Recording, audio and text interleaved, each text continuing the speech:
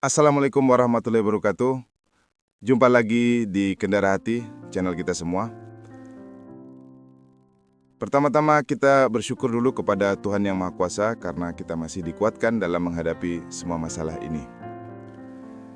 Di video ini adalah kelanjutan dari video tentang stop gali lubang tutup lubang yang lalu. Yang di video itu kita sudah menstop galup tulup pinjol yang nggak ada habisnya. Dan kita sudah bertemu dengan penagih yang datang ke rumah. Sebelumnya mohon maaf sebelum lanjut, sebisa mungkin kita niatkan dahulu untuk membayar segala kewajiban kita yang sudah kita pakai, karena kita adalah orang yang bertanggung jawab, dan tentu saja kita kepingin hidup tenang tanpa hutang, walaupun itu kita lakukan nanti setelah ada uangnya. Baik, kita langsung saja ke pembahasan. Sekarang muncul pertanyaan. Selanjutnya, apa yang harus dilakukan ketika kita sudah dalam fase berhenti gali lubang tutup lubang dan sedang melewati teror dari DC? Dari sini kita hanya bisa bertahan.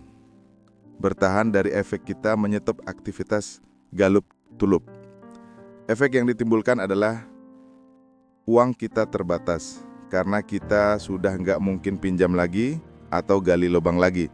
Maka sebisa mungkin bertahan dari keadaan ini. Memang sangat berat. Saya pun begitu.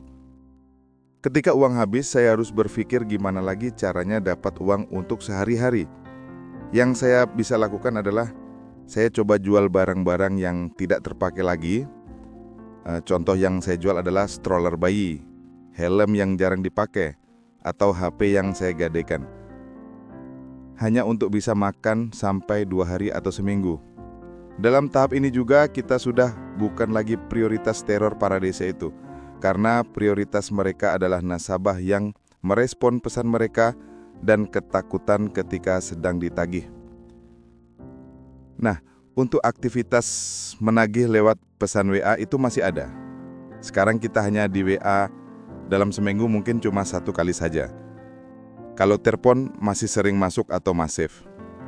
Di sini kita juga masih bersikap cuek aja, telepon jangan diangkat, atau pakai mode pesawat saja.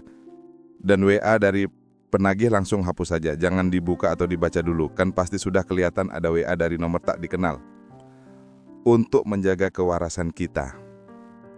Nah, pada akhirnya akan ada pesan WA dari DC yang isinya mereka itu menawarkan beberapa pilihan untuk kita supaya bisa melunasi.